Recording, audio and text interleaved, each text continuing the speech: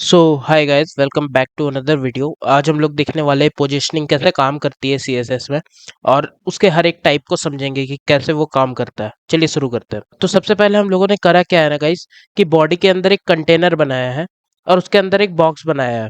ठीक है, ये HTML का कोड है, ये CSS का कोड है। यहाँ पे ये CSS का कोड मैं समझा देता हूँ आपको। सबसे पहले हम लोगों ने यूनिवर्सल सेलेक्टर लगा के मार्जिन पेडिंग 0 कर दिया है, and then box sizing border box कर दिया है। देन बॉडी को हम लोगों ने दिया है 200 व्यू हाइट, एंड बैकग्राउंड जो है उनका ब्लैक कर दिया है।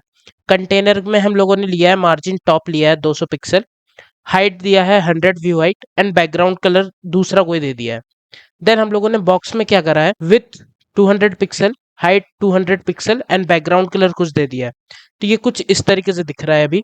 ये जो ब्लैक वाला पार्ट है ये आपका बॉडी है, ये जो है आपका कंटेनर है, and then this one is your box.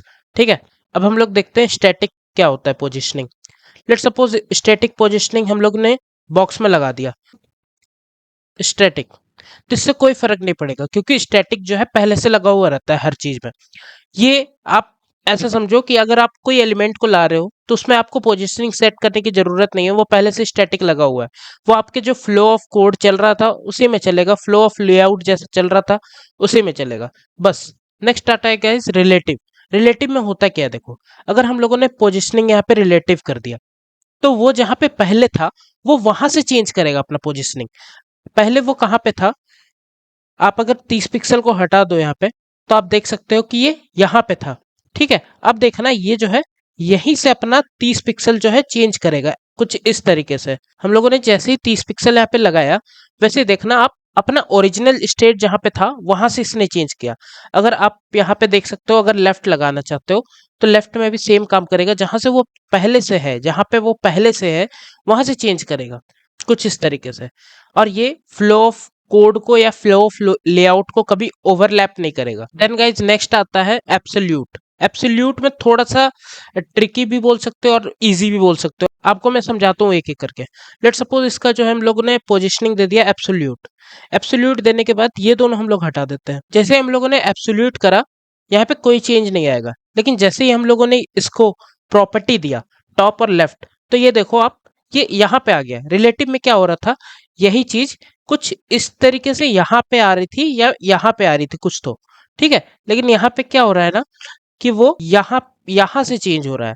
अब देखो यहाँ से नीचे जा रहा है और यहाँ से लेफ्ट से आ रहा है। ठीक है, इसका ये मतलब है कि किसी एलिमेंट को आप एब्सोल्यूट अगर पोजीशनिंग दे देते हो तो वो अपने बॉडी के हिसाब से चेंज करता है। लेट सपोज बॉडी कौन सा था यहाँ पे, ये ब्लैक वाला, तो ब्लैक वाले के हिसाब से चेंज कर रहा है। लेकिन यहाँ पे एक छोटा सा ट्विस्ट ये है कि लेट सपोज अगर इसका जो कंटेनर है, इसका कंटेनर कौन था, ये था। अगर ये कंटेनर रिलेटिव या फिर फिक्स्ड या फिर स्टिकी कोई प्रॉपर्टी अगर कैरी कर रहा होता तो ये जो है इसी के हिसाब से चेंज होता, ये अपने पेरेंट्स के हिसाब से चेंज होता।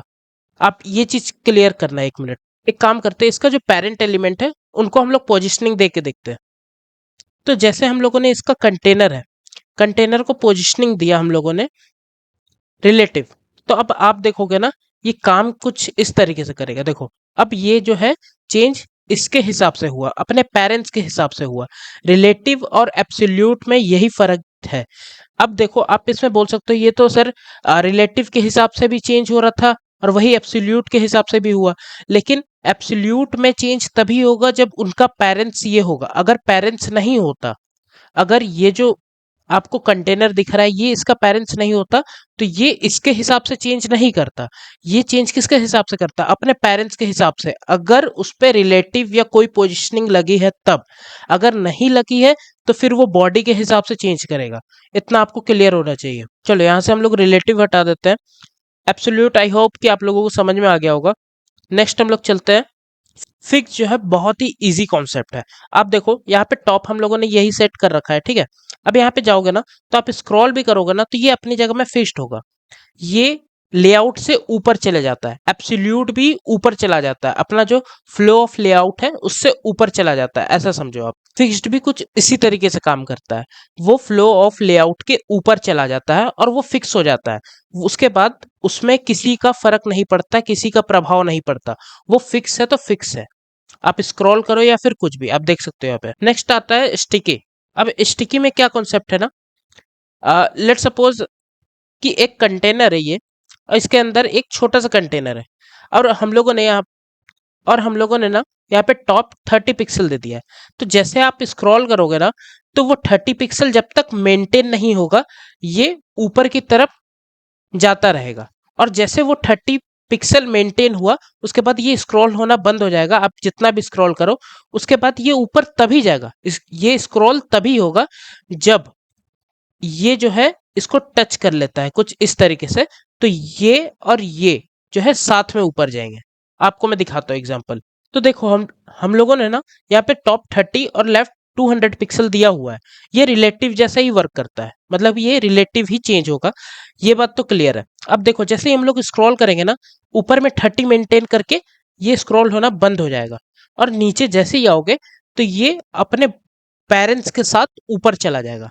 ये देखो कुछ इस तरीके से।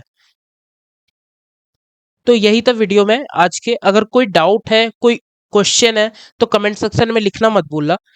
मिलते हैं नेक्स्ट वीडियो में, तब तक के लिए बाय बाय।